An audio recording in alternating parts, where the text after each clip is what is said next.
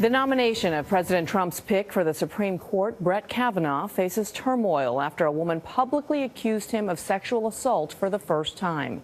The woman, Christine Blasey Ford, told her story to the Washington Post. She alleges that Kavanaugh pinned her to a bed at a Maryland party in the early 1980s when they were both in high school. Nancy Cordes is on Capitol Hill with the latest. Nancy, good morning.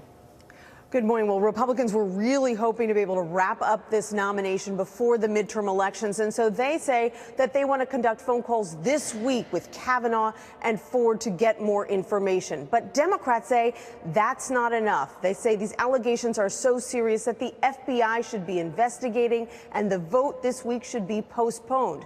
They argue that the fact that Ford has now gone public changes everything.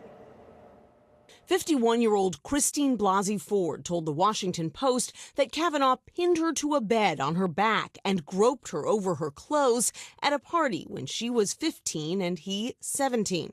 When she tried to scream, she said, he put his hand over her mouth. He was trying to attack me and remove my clothing, she said. I thought he might inadvertently kill me. Ford is a psychologist and college professor in California who initially sought to remain anonymous, but spoke on the record with the Post's Emma Brown after word leaked last week about the letter she wrote to a couple members of Congress. People were repeating things that didn't seem right to her, and so she wanted to tell the story herself. On Friday, before Ford went public, Kavanaugh said, I categorically and unequivocally deny this allegation. I did not do this back in high school or at any time.